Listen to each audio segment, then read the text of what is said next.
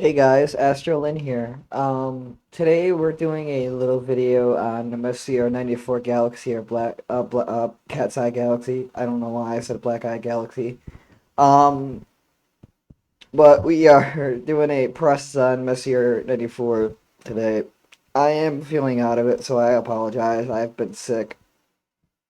Um, Long story short, we are working with narrowband and RGB coloring on the M94 Galaxy because this galaxy has a faint outer ring which could only be viewable with narrowband filters,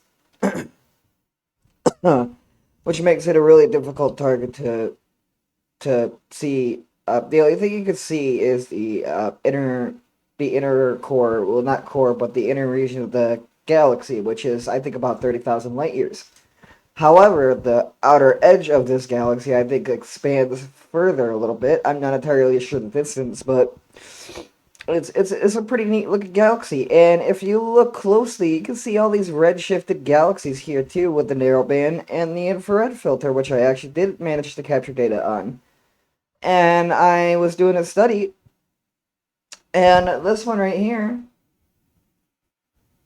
which is 1.127 billion light years away. Now that's actually quite impressive for it being able to be seen visibly. Um, it's really faint, so you have to.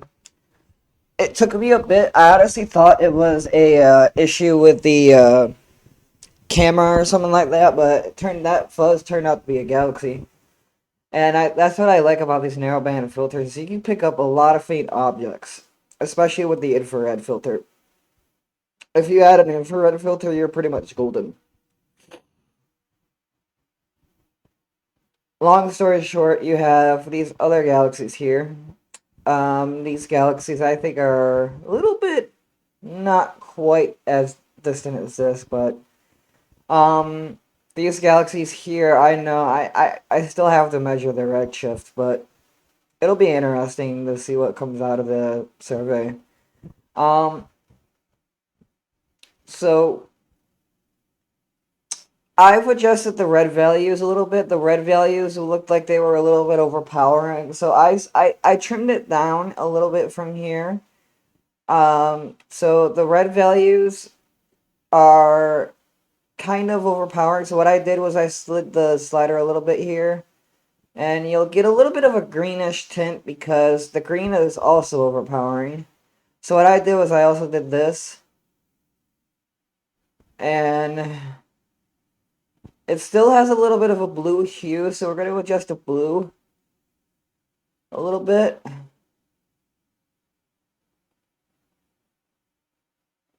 And I think that's a good fit. So we're going to do that. And then afterwards, we're going to go to, I think, hue chroma. Adjust the lightness a bit.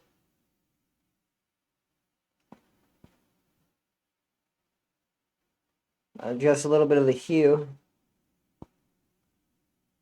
which is still green. So we got to adjust the green value quite a bit.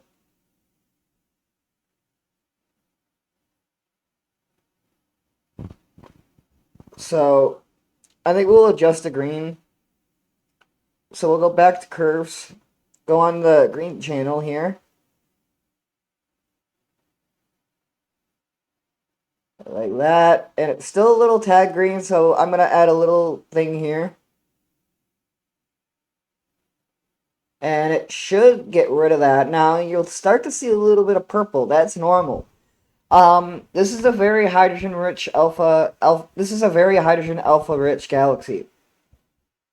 Um, So typically for this type of process, I would typically do the HA after I put it in with the RGB, but this is just a basic post-processing tutorial on the CR94 on and Gimp. So we're gonna go to hue saturation.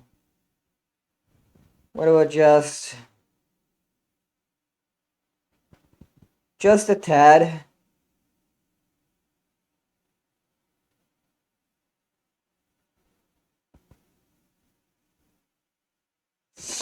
It's kind of cool because you could actually start seeing some of these galaxies turn redshifted with this technique.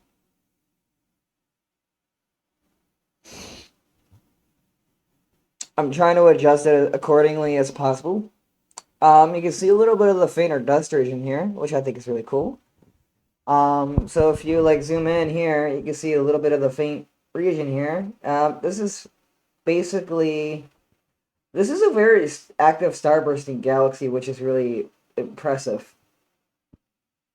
We're gonna go to shadows and highlights. Next, we're gonna adjust our shadows a bit.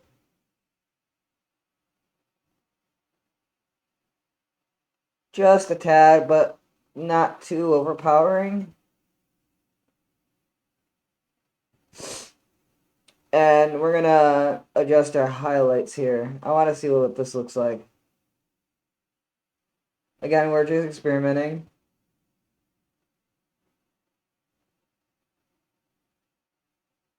So I think it looks good. There's still a little bit of the green, which we could actually get rid of. So what we're gonna do, color balance, I think it's cyan. So that might have actually removed it.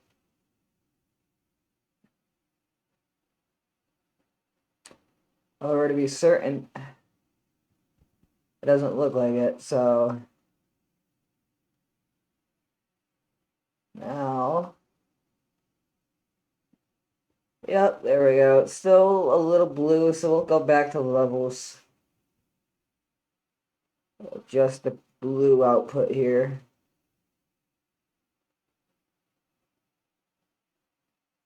Actually, what I could do is this. Kind of look like that a little bit. Now, the only thing that I'm starting to notice is a little bit of artifacts, but I think these are actually galaxies. So, this is really cool. That's a star right there, I believe. That's a galaxy right there. That's a that. Jeez, there are a lot of redshifted galaxies. Look at this. Unbelievable. See, this is why I love space. It makes your head spin a lot. It's so cool. So you have this galaxy right here, which I would like to measure its redshift. Um, and then you got all these other faint sources here, which I think are faint magnitude stars, but I could be wrong. Um, Golly, look at the detail on this.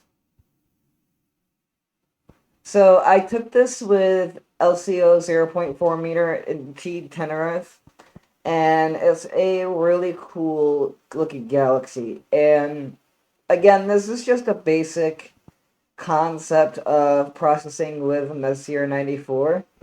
Um, if you have any questions at all, I will gladly shoot them. I will gladly answer them in the comment section.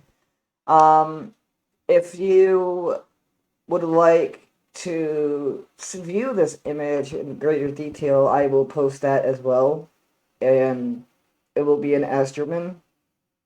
So I hope you guys enjoyed this video. If you did, I'm sorry I sound sick, but I do not feel good.